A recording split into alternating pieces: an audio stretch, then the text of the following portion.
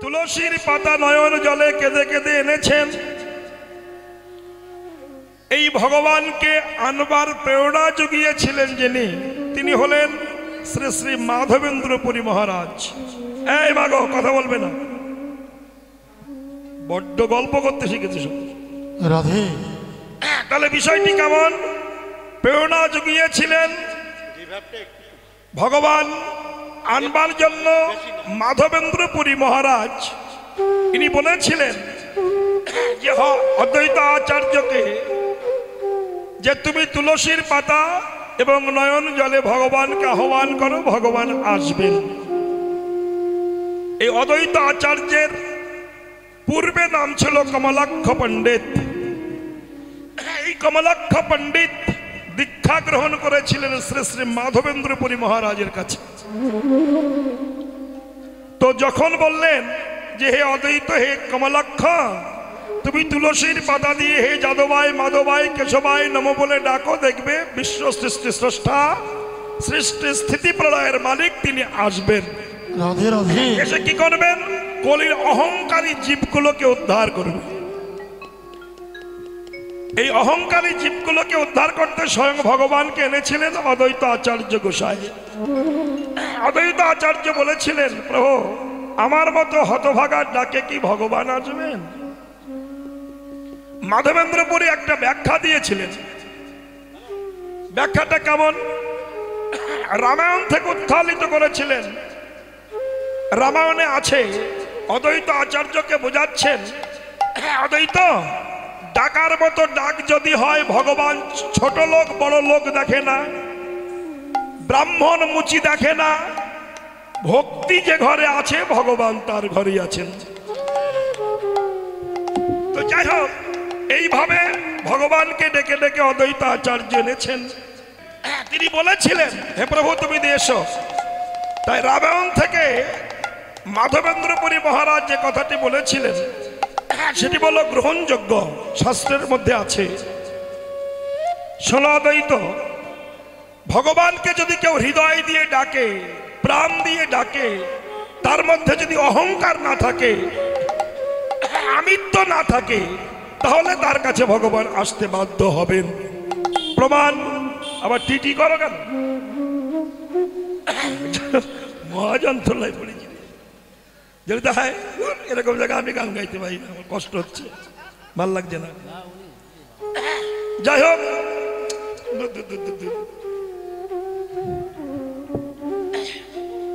যাই হোক, সে অদ্বৈত আচার্য মহারাজকে যে গল্পটি বলেছিলেন সেটি হলো, মাধবেন্দ্র পুরী মহারাজ বলেছিলেন, দেখো রাম ভক্ত একজন সর্বহারা রমণী ছিল, যার কিছুই ছিল না, কিন্তু হরিজন ফ্যামিলির মেয়ে, ছোট জাতের মেয়ে। গুরুদেবের বাক্যে এবং গুরুদেব বাক্যকে শিরোধার্য করে তিনি সারাটা জীবন রাম রাম বলে ডেকেছিলেন। রামকে বলেছিলেন, সবরীকে বলেছিল, মা ডাকার মতো যদি ডাকতে পারো ভগবান তোমার কাছে আসবেন।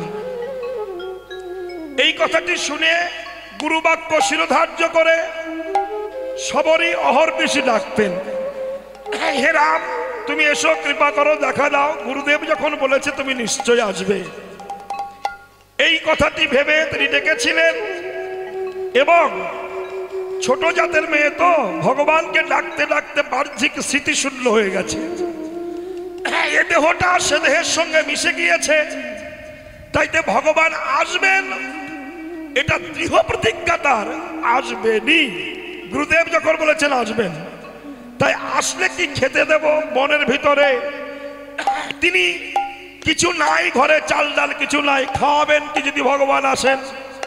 তাই গাছ থেকে বিভিন্ন ফল তুলে এনে প্রত্যেকটি ফল নিজে এঁঠো করেছে, দাঁত দিয়ে দিয়ে কামড়ে দেখেছেন কোনটি সুস্বাদু কোনটি সুস্বাদু নয়। যেটি দাঁতে কামড়িয়ে ভালো লেগেছে রেখে দিয়েছে, রাম খাবে, যেটি ভালো লাগেনি ফেলে দিয়েছে। তাহলে ছোট জাতের মেয়ে ভগবান যে খাবেন, এটো খুললে খাবেন না, এ কথাটা তার মনে ছিল না। কেন?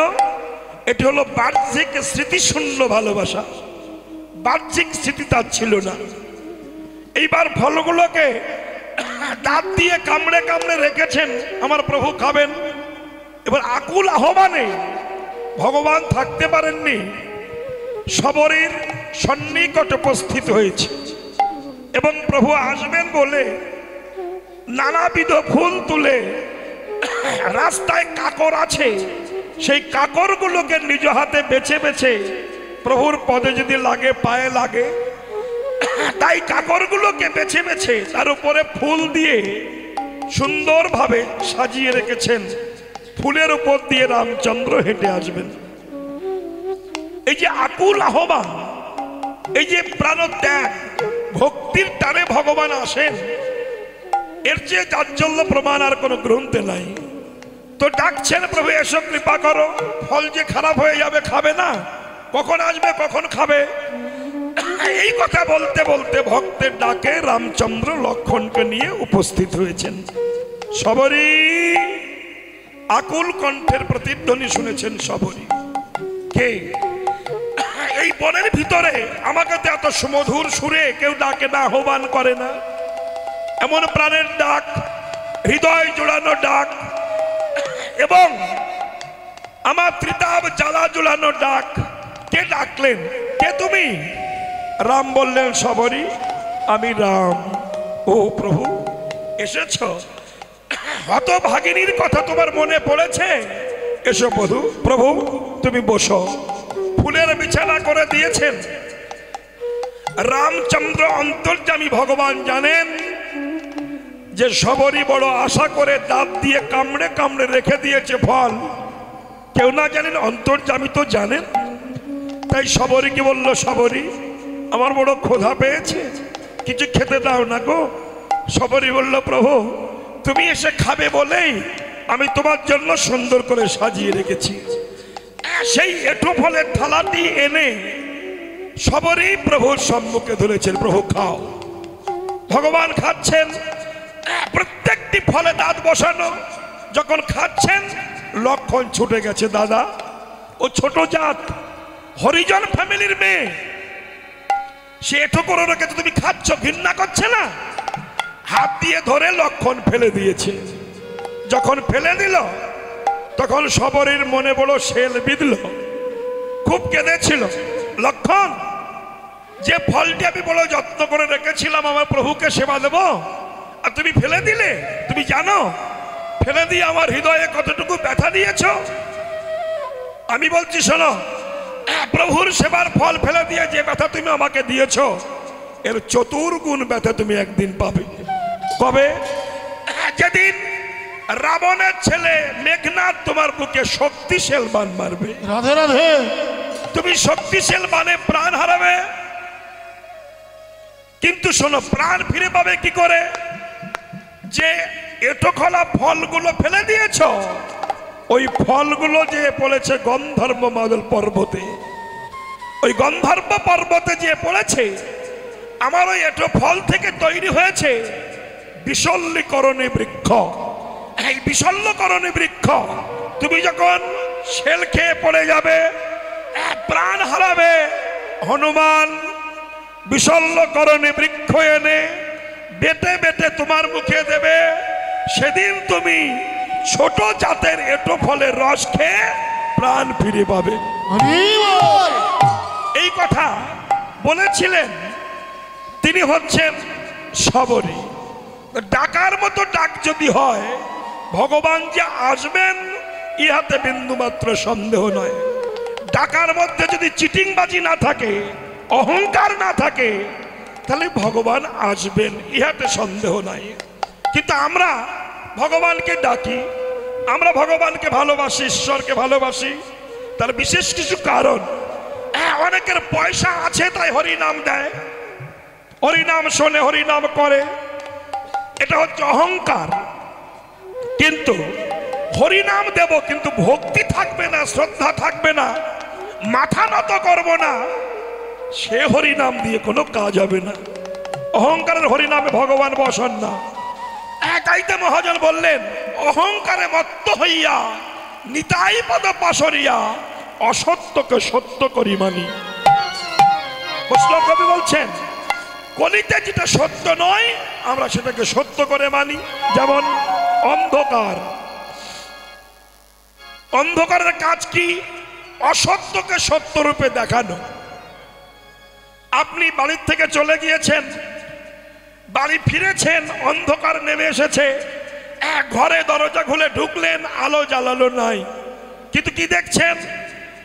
ঘরে যে আলমারিটা ছিল দেখতে পাচ্ছেন না, দেখছেন এক ভূত দাঁড়িয়ে আছে।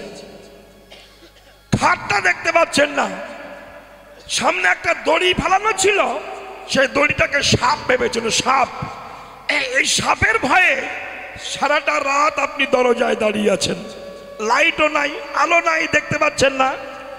কখন দেখলেন? ভুলটা ভাঙলো কখন?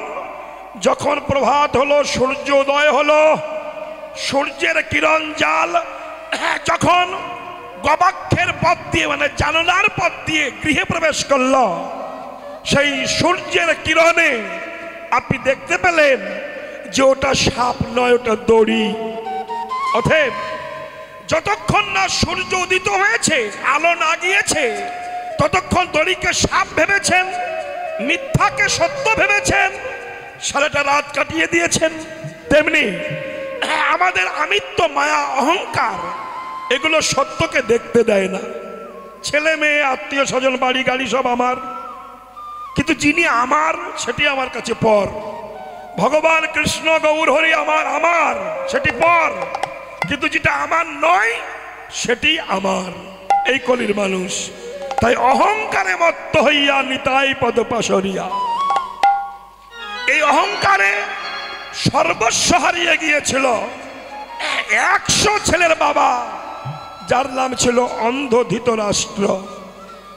এই অন্ধ ধৃতরাষ্ট্রের 100 ছেলে ছিল, রাজত্ব ছিল, সিংহাসন ছিল, তাই অহংকারে ভগবানকে মানতেন না, ভগবানকে সম্মান দিতেন না। তাই একদিন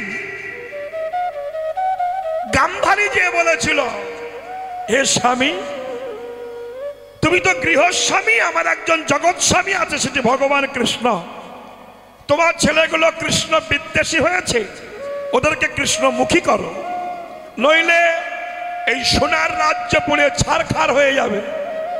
অন্ধ ধৃতরাষ্ট্র অহংকার করে বলেছিল, আমার 100টা ছেলে, এক একটা ছেলের গায়ে 50টা করে হাতির বল, কৃষ্ণ মারবে, কৃষ্ণের বাপেরও ক্ষমতা নাই। অহংকার, এই অহংকার ধৃতরাষ্ট্র সর্বস্ব হারা হয়ে গিয়েছিল, তার কিছুই ছিল না।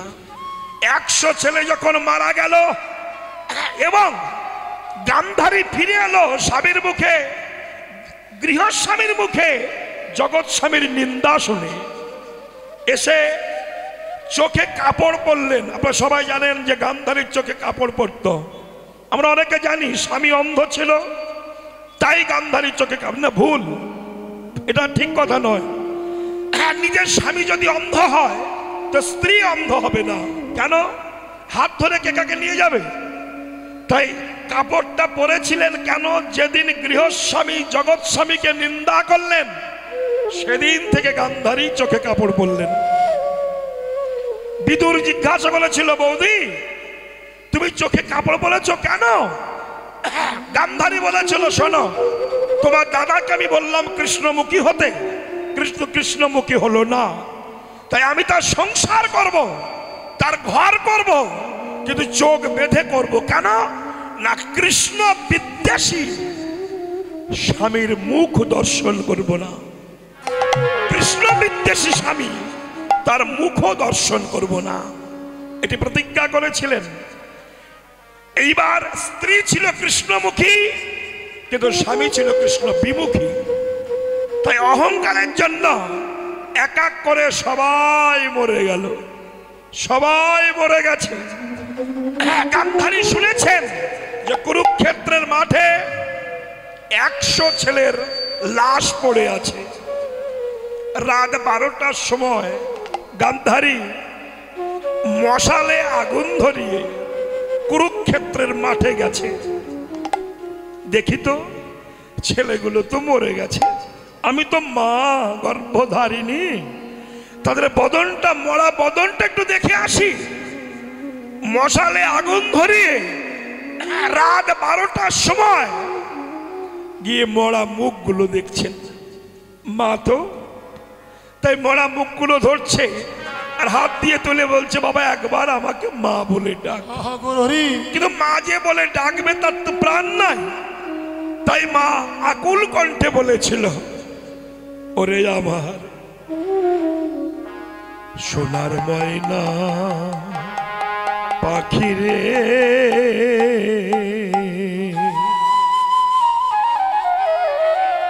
কোন বাদেশে উড়ে গেলি রে, ওরে পাখি দিয়া মরে ফাঁকি রে আমার সোনার ময়না পাখি।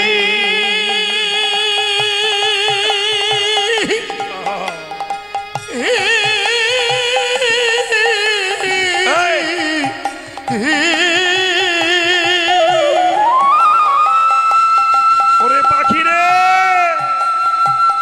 কেন উড়ে গেলি? মা কেঁদেছিলেন,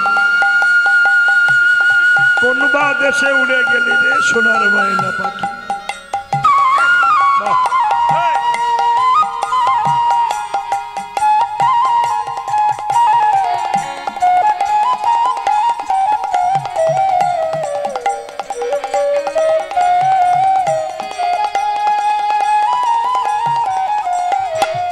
পাখি রে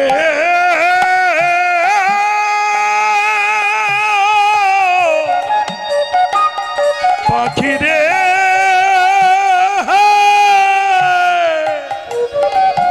ওরে পাখি রে,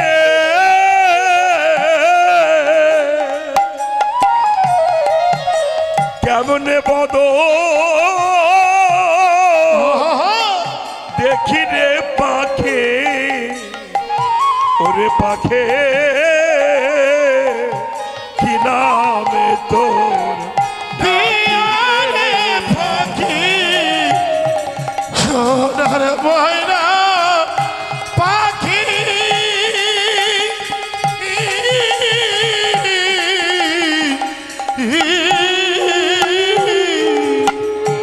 একবার মা বলে ডাক,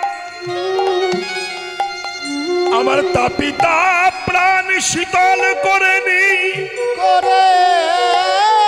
ওরে সোনার ময়না পাখি রে, পাখি রে, ওরে পাখি রে, কি দিয়া বেঁধে রাখি রে আমার সোনার ময়না পাখি,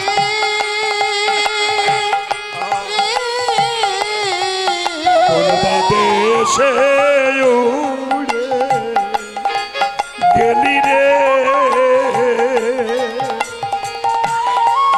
দিয়া মোরে পাখি রে আমার সোনার ময়না।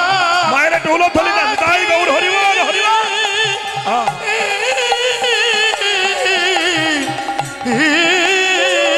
পাখি রে,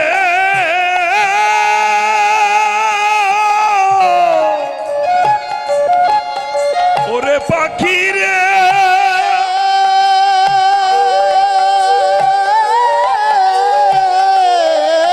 পাখি রে,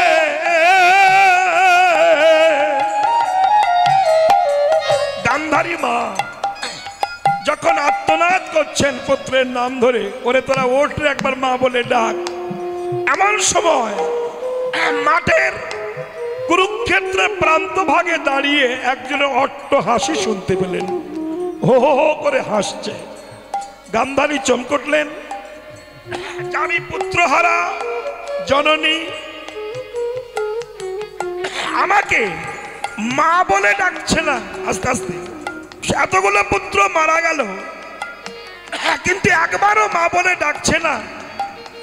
গান্ধারী কথাটা বলেছেন, হঠাৎ শুনছেন অট্ট হাসির ধ্বনি। গান্ধারী বললেন যে আমি পুত্রহারা জননী, আমাকে মা বলে ডাকছে না, আমি পুত্রহারা হয়েছি, আর আমাকে উপহাস করে হাসছে কে? কে তুমি? কৃষ্ণ হেসে বলল, মা আমি কৃষ্ণ। ও কৃষ্ণ, তুমি এত নিষ্ঠুর, আমার পুত্রগুলো মরে গেছে আর তুমি হেসে আমাকে উপহাস করছ?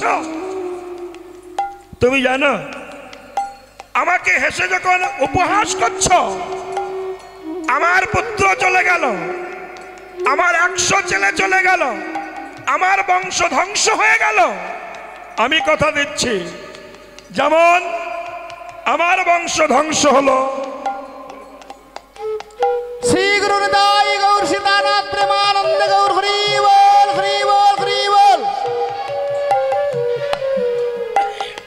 হরি, আমি কথা দিচ্ছি আমার মতো তোমাকে একদিন তোমার যদু বংশ ধ্বংস হয়ে যাবে, এই অভিসম্পদটা ছিল। তখন কৃষ্ণ আবার হেসেছে, জেঠিমা, জেঠিমা বলে ডাকতেন, বন্ধুর মা, বন্ধুর জেঠিমা, তাই তো জেঠিমা। জেঠিমা, তুমি অকারণে আমাকে ভুল বুঝছো, তোমার ছেলেগুলোকে আমি মারিনি, তুমিই মেরেছ। কেন? প্রমাণ এই দেখো, তোমার বাচ্চাগুলো তুমি মেরেছ। কেন? চোরের ধন চুরি হয়ে যায়, চোরের ধন বাট পাড়ে খায়। যে চুরি করে, লোকে চিটিংবাজি করে পয়সা সঞ্চয় করে, ও পয়সা বেশি দিন থাকে না। দেখছেন না চোখের উপরে কত কোটি কোটি টাকা সঞ্চয় করে রেখেছিল, সব শেষ, এখন জেলখানায় বাস করতে হচ্ছে। কেন? চিটিংবাজি পয়সা বেশি দিন থাকে না, সর্বস্ব হারা হয়ে গিয়েছে, বিক্রি হয়ে গিয়েছে। অতএব চিটিংবাজি পয়সা মানে চোরের ধন বাটপাড়িতে খায়। বলো, তোমার যে 100 ছেলে মরে গেল, ও ছেলেগুলো তো তোমার নয়, ও তো চুরি করা ছেলে, চুরি হয়ে গিয়েছে। গান্ধারী স্তম্ভিতা হলেন যে আমি কি চুরি করলাম, কবে চুরি করেছিলাম? শোনো মা, যখন মাতা কুন্তির ঘরে দুর্বাসা ঋষি এসেছিল, মহাভারত, কেন না দুর্বাসা এসে বলেছিল, মা কুন্তি অদ্য মধ্যাহ্নে তব গৃহে আমি আতিথ্য গ্রহণ করতে চাই, মানে আজ দুপুর বেলা আমি তোমার বাড়ি খেতে চাইছি। তো কারোর বাড়ি খেতে আসলে অনেক মানুষ আছে আনন্দ করে খেতে দেয়, কেন আমরা কীর্তন করি। তো আমি অন্তত 62 বৎসর শুধু কীর্তন গাইছি, 1-2 বছর নয়, 62, 74 বৎসর বয়স হচ্ছে, 1-2 দিন নয়। তো কত বাড়ি, কত হাড়ির ভাত যে খেয়েছি, কত ছোট লোকের ভাত খেয়েছি, কত ভদ্রলোকের ভাত খেয়েছি, বর্ণনা অতীত। কারোর বাড়ি ভাত খেয়েছি অহংকারে মাখানো ভাত, আর কারোর বাড়ি ভাত খেয়েছি ভক্তি মাখানো ভাত, ভালোবাসা মাখানো ভাত। কিন্তু পয়সা যার বেশি থাকে তার ভাতে অহংকার মাখানো থাকে, আর যে দরিদ্র গরিব তার ভালোবাসা, তার ভাতে ভালোবাসা মাখানো থাকে। প্রমাণ হাজার হাজার আছে। কেন? তো অনেক বাড়ি খেয়েছি, কারোর বাড়ি খেতে গেলে যদি বলি মা 1 কাপ চা খাওয়াবে, ছুটে যে 1 কাপ চা করে নিয়ে আসে। আর কারোর বাড়ি যদি বলে 1 কাপ চা দেবে, 2-3 ঘন্টা চলে গেলেও চা পাওয়া যায় না। এরকম ছোট লোক, বড় লোক, ভদ্রলোক কত লোকের বাড়ি গেছে, কত লোক আমরা দেখেছি, এখনো দেখছি, এখনো দেখবো। তো কেউ খেতে আসলে, অতিথি আসলে আনন্দ হয়, আবার অতিথি আসলে কেউ দরজা দিয়ে দেয়। কিন্তু কুন্তী মাতা ছিলেন একটা বিশুদ্ধ চরিত্রের মহিলা। তিনি ভাবতেন যে আমি না খেয়ে থাকবো, কিন্তু অতিথি ফিরে যাবে না, এটা সম্ভব নয়। তাই বললেন, বাবা আমি আপনাকে খেতে দেবো, তো সৌভাগ্য আমার যে আপনার মতো পরম বৈষ্ণব এই হতভাগের গৃহে এসেছেন, পদার্পণ করেছেন, আমি ধন্যাতি ধন্য হয়ে গেছি। বলুন কি সেবা করবেন? হ্যাঁ, কিন্তু দুর্বাসা তো দিয়েছিল তাকে পরীক্ষা করতে, খাওয়াটা মেন নয়, পরীক্ষা।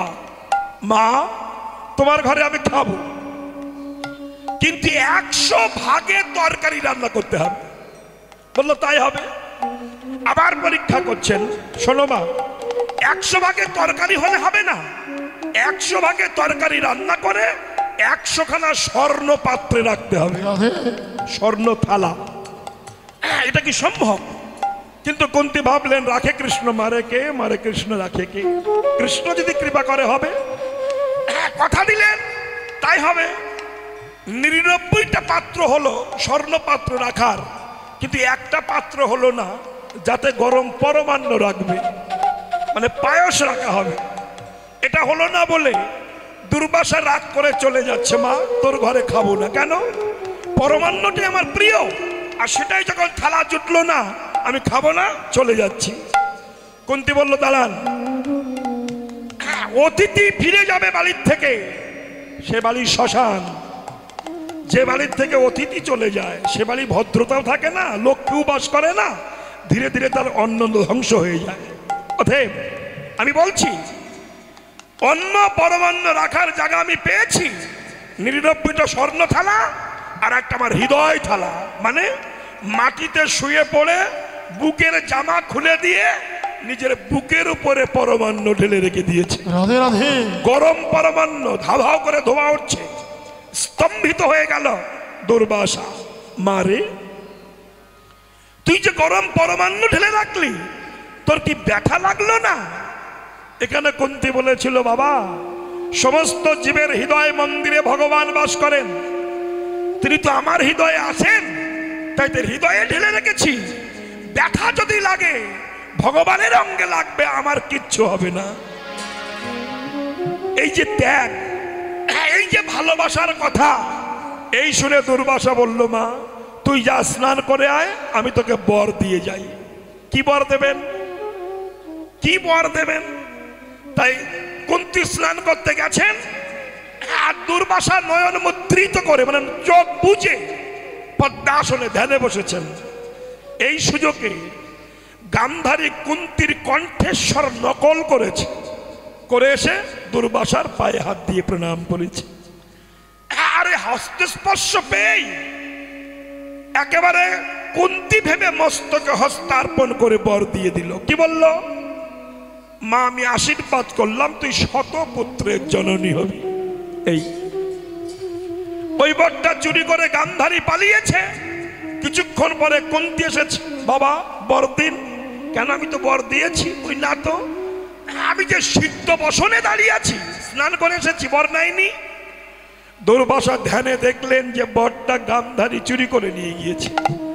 তখন বলল, মেদিকায় এই মন্ত্র ধর, এই মন্ত্র জপ করবি, তোর একে একে 5টা পুত্র হবে, তোর হবে 3টি, মাতৃ হবে 2টি, এইভাবে 5টা পুত্র হবে। এই 5টা পুত্রের হাতে গান্ধারীর শতপুত্র নিধন হয়ে যাবে। এই অভিসম্পাদ ছিল, কার্যফলিত হলো। কৃষ্ণ বলছেন, জেঠিমা মানুষ বোঝে না গো, কাঁদালে কাঁদিতে হয়, কথাটা মিথ্যা নয়। কে টাকা ব্যাংকে ফিক্সড করে রাখলে যেমন ডবল হয়, তেমনি জগতে কোনো মানুষ যদি কোনো সৎ মানুষের মনে ব্যথা দেয়, সেই ব্যথা ফিক্সড করা থাকে, শেষ জীবনে সেই ব্যথা ডবল ভাবে অনুভব করতে হয়।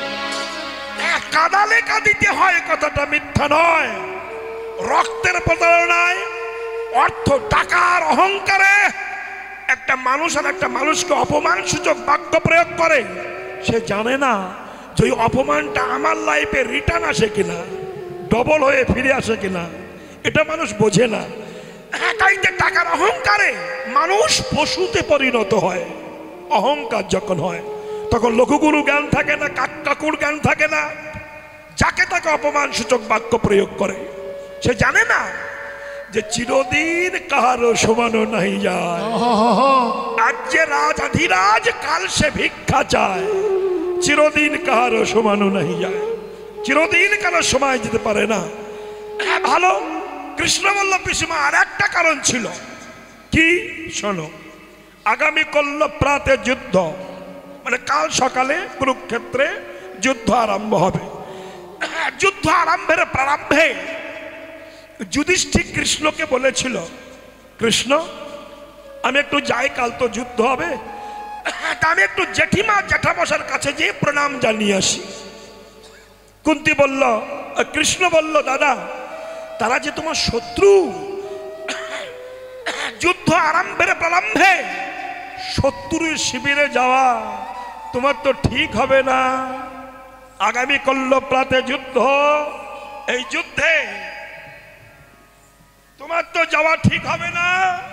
তাই কথাটা বলেছিলেন। যুধিষ্ঠির বলল, তারা শত্রু হলেও আমার গুরুজন, তাই যুদ্ধে যাওয়ার আগে আমি গুরুজনের চরণ ধুলি নিয়ে যুদ্ধে যেতে চাই, এটাই আমার ইচ্ছা। গুরুজনের চরণ ধুলি নিয়ে আমি যুদ্ধে যাব, এটা আমার বাসনা, অন্তরে বাসনা।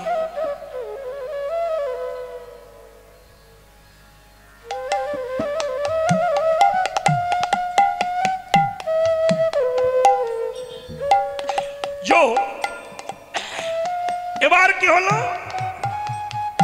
যখন কৃষ্ণ যে আস্তে হরে কৃষ্ণ, কৃষ্ণ যে বলল দাদা তুমি যেও না, কৃষ্ণের কথা যুধিষ্ঠির শুনলেন না। সন্ধ্যাবেলা যে কাল সকালে যুদ্ধ প্রারম্ভে যুধিষ্ঠির যে জেঠিমা বলে ডাক দিয়েছে, জেঠিমা, কণ্ঠের স্বর শুনে জেঠিমা বুঝলেন এ তো যে কোনো ব্যক্তি নয়। এই যে যুধিষ্ঠির সুর, ডাক দিল, যুধিষ্ঠির না? হ্যাঁ জেঠিমা। হ্যারি তুই এলি কেন বাবা? কাল তো যুদ্ধ, যুদ্ধ আরম্ভের প্রারম্ভে শত্রু শিবিরে আসা তো ঠিক হয়নি বাবা। যুধিষ্ঠির বলেছিল, জেঠিমা শত্রু হলেও তোমরা তো গুরুজন, তাই শেষ প্রণাম দিতে এসেছি। আগামী যুদ্ধে যদি আমাদের মৃত্যু হয় আর তো প্রণাম করতে পারবো না, তাই শেষ প্রণামটা করে যাচ্ছি। তুমি আশীর্বাদ করো, যুদ্ধে যদি মৃত্যু হয় তুমি আশীর্বাদ করো, আবার যদি জন্ম হয় কৃষ্ণ ভক্ত মায়ের গর্ভে জন্ম যেন হয় এবং কৃষ্ণ চরণের দাস হয়ে যেন জন্মাতে পারে। এই কথাটা শুনে গান্ধারী বাহ্যিক স্মৃতিশূন্য হয়ে গেলেন, হয়ে মস্তকে হস্তার্পণ করে বললেন, বাবা আমি আশীর্বাদ করছি, যথা ধর্ম তথা জয়, অধর্মের হবে ক্ষয়। এই কথাটা হয়ে গেল, যথা ধর্ম তথা জয়, অধর্মের হবে ক্ষয়। যেখানে ধর্ম সেখানে জয়, অধর্মের হবে ক্ষয়। এই কথা বলে দিয়েছে। দুর্যোধন এসেছে, মা এ কি বললে তুমি? কাল যুদ্ধ আর তুমি মাথায় হাত দিয়ে বললে যথা ধর্ম তথা জয়, আমাদের কি হবে? মা বললেন অধর্মের হবে ক্ষয়। গান্ধারী বললে, বাবা আমি বলতে চাইনি, কে যেন আমার হৃদয়ে বসে কথাটা বলিয়ে দিল। দুর্বাসা, আহা। দুর্যোধন বলল, মা তুমি যখন বলেছ তাহলে ফিরে আর আমি আসতে পারবো না, মৃত্যু আমাদের হবেই হবে। তা মা তুমি অন্তত একটা কাজ করো, যে একটা ছেলে বেঁচে থাক, এমন কিছু করো, একটা ছেলে বেঁচে থাকবে। গান্ধারী বলল, বেশ। আগামী কল্ল প্রাতে, মানে কাল সকালবেলা অক্ষয় তৃতীয়া লাগছে। আমি প্রত্যেক বছরে একবার করে অক্ষয় তৃতীয়ার দিন সকালবেলা চোখের কাপড় খুলি। তো অক্ষয় তৃতীয়ায় চোখের কাপড় খুলে যে ছেলের দিকে তাকাবো তার অল বডি স্টিল বডি হয়ে যাবে, তার সমস্ত দেহ লোহার মতো শক্ত হয়ে যাবে। ভালো। দুর্যোধন ভাবলো, তাহলে এক কাজ করি, কাল সকাল ভোরবেলা, আমি তো ছেলে, মায়ের সন্তান, মায়ের কাছে তো ছেলে বড় হয় না, তা আমি ভোরবেলা উলঙ্গ হয়ে মার কাছে গিয়ে দাঁড়াবো। মা চোখ খুলে আমার দিকে তাকাবে, অল বডি স্টিল বডি হয়ে যাবে। কিন্তু শয়তানের চিন্তা ভাবনা সাকসেসফুল হয় না। শয়তান ব্যক্তির চিন্তা ভাবনা ফলপ্রসূ হয় না। দেখবেন শয়তানরা অনেক চিন্তা করে, কিন্তু কাজ হয় না। কত শয়তান ধরা পড়লো, কত শয়তান কত চিন্তা করেছিল, কত শয়তান মন্তব্য করেছিল, কিন্তু সব শেষ হয়ে গেল। তো কৃষ্ণ ভাবলা, দুর্যোধন ভাবলো কাল সকালবেলা ভোর রাত্রে লোকজন ঘুম থেকে ওঠার আগে আমি উলঙ্গ হয়ে মায়ের কাছে গিয়ে দাঁড়াবো। তাই হয়েছে। এইবার ভোরবেলা ল্যাংটো হয়েছে, অত বড় ছেলে, বিশাল চেহারা, দুর্যোধন বলে কথা, বিশাল মূর্তি, একেবারে ফার্স্ট ক্লাস উলঙ্গ হয়ে মার কাছে যাচ্ছে। যেতে যেতে কৃষ্ণ চিন্তা করলেন, শালা একে তো পয়জান, তাতে যদি হাই পয়জান হয়ে যায় সর্বনাশ হয়। ওকে তো এক জায়গায় কাঁচা রাখতেই হবে, এক জায়গায় কাঁচা রাখবো। তা দুর্যোধন যখন যাচ্ছেন, কৃষ্ণ গাছের আড়াল থেকে বার হয়ে বলছে, ব্যয়মশাই, কৃষ্ণের বিহাই মশাই হতো দুর্যোধন। কেন না, দুর্যোধনের মেয়ে লক্ষণাকে বিবাহ করেছিল শাম্ব, সে অনেক কাহিনী, ছেড়ে দিই। ব্যয়মশাই, দুর্যোধন চমকে উঠল, সে কি, কে কে? আরে আমি কৃষ্ণ, অসুবিধা নাই। তো তুমি উলঙ্গ হয়ে যাচ্ছ কোথায়? তখন দুর্যোধন বলল যে মা প্রত্যেক বছর অক্ষয় তৃতীয়ায় সকালবেলা চোখ খুলে যার দিকে তাকাবে তার দেহ স্টিল বডি হয়ে যাবে, মানে লোহার মতো শক্ত হয়ে যাবে। তাই কৃষ্ণ, যুদ্ধ তো হবে কুরুক্ষেত্রে, তাই মা যাতে আমার দিকে তাকালে আমার দেহটা লোহার মতো শক্ত হয়ে যায়, যাতে গদার বাড়ি মারলে ঠাস করে শব্দ হবে। তাই বলবো না, ঠাস করে শব্দ হবে, আমার মরণ হবে না। কৃষ্ণ ভাবছেন এই জন্যই তো আমি এসেছি, তোমাকে কাছে এক জায়গায় রাখতেই হবে, কেন শয়তান মারার জন্যে উপরালা ব্যবস্থা করে রেখে দেয়। হ্যাঁ, তো বললো ব্যয়মশাই, তুমি একটা পুরুষ, বিশাল চেহারা, রাজা মানুষ, এই রাত্রিবেলা ল্যাংটো হয়ে যাচ্ছ, গাছপালা তো দেখতে পাচ্ছ, এটা সেন্টিমেন্টের ব্যাপার না, কিছু অন্তত পরে যাও, মাঠ ধারে যে খুলে ফেলে দিও। কৃষ্ণ জানেন যদি পড়াতে পারি, খুলতে আমি আর দেবো না। হ্যাঁ, তো দুর্যোধন বলল, কি পড়বা, আমি তো পড়ার কিছু নিয়ে আসিনি। তো কৃষ্ণ এক হাত লম্বা একটা কলার পাতা দিয়েছে, এই পাতাটা তুমি কভার করে যাও। তা বিশাল চেহারা, অল সাইড কভার হচ্ছে না, এক সাইড ঢাকে তো আর এক সাইড খোলা। তা বললো কৃষ্ণ, তো অল সাইড কভার হচ্ছে না। কৃষ্ণ বলল, দরকারই নাই, শুধু ওপেন সাইড কভার করে যাও, ফ্রন্ট সাইড, সামনেরটা কভার করে দিয়ে যাও। হ্যাঁ, ব্যাস, ফ্রন্ট সাইড কভার করে এসে দাঁড়িয়েছে মায়ের ধারে। মা যে চোখ খুলে লক্ষ্য করে, এদিকে শক্ত হয়ে গেল, এদিকে শক্ত হয়ে গেল, মিডিল পজিশন কাঁচা থেকে গেল। ভালো, কেন? এর ইতিহাসটা কি? ওই যে বললাম, দেখো, ভগবান যদি মারেন, মারে কৃষ্ণ, রাখে কে? পৃথিবীর কারুর ক্ষমতা নাই, ক্ষমতা হতে পারে না। অত্রি ঋষি একদিন দুর্যোধনের বাড়ি এসেছিল, জানেন? দুর্যোধন ঋষিকে সম্মান জানায়নি, আর না জানালে তখন অত্রি ঋষি বলেছিল, দুর্যোধন, আমরা বৈষ্ণব ঋষি, আমরা কি বিপদে কাজে লাগবো না? হ্যাঁ, তাই উরুতে চড় মেরে দুর্যোধন বলেছিল, আমার উরুতে বল যতদিন আছে, কারোর দরকার নাই আমার কাছে। ওই যে উরুতে চড় মেরেছিল, তখন অত্রি ঋষি বলেছিল, শোন, যে উরুতে চল মেরে বৈষ্ণব অবমান না করলি, আমি কথা দিচ্ছি, ওই উরুদ ভেঙে তোর একদিন দ্বিখণ্ডিত হয়ে যাবে। এই অভিসম্পদ ছিল, তাই তো মিডিলে কাঁচা হয়ে গেল, থাকলো। যখন যুদ্ধ শুরু হয়েছে, ঠাস ঠাস করে শব্দ হচ্ছে। কৃষ্ণ তো পজিশনটা জানে, কৃষ্ণ তো পজিশনটা জানে কোন জায়গায় কাঁচা আছে, তাই কৃষ্ণ একটু অ্যাঙ্গেল করে দাঁড়িয়েছে। অ্যাঙ্গেল বোঝেন তো? অ্যাঙ্গেল বোঝেন না? শুনে না, মেয়েদের নিয়ম হচ্ছে সিঁদুর সিধাসিধি পড়তে হয়, তাই তো? আজকাল অনেকে দেখবেন অ্যাঙ্গেল করে মারে, এরকম জায়গা দিয়ে, ওরে অ্যাঙ্গেল সিঁদুর বলা হয়। ওই অ্যাঙ্গেল ভাবে কৃষ্ণ দাঁড়িয়ে বলছে, সাবাস সাবাস সাবাস, মানে এই জায়গায় মারো। আর যেই ঘা দিয়েছে, ব্যাস পড়ে গেছে। আর গীতায় লিখে দিয়েছে, পরিত্রাণায় সাধুনাং বিনাশায় দুষ্কৃতাম ধর্ম সংস্থাপনার্থে সম্ভবামি যুগে যুগে। কল্যাণ করতে আর অসাধুকে বিনাশ করতে যুগে যুগে আমি আবির্ভূত হই। তাই সেই ভগবান ভক্তকে রক্ষা করতে আর অসাধুকে বিনাশ করতে অদ্বৈত আচার্যের আকুল আহ্বানে শ্রীধাম নবদ্বীপ অবতীর্ণ হয়েছে।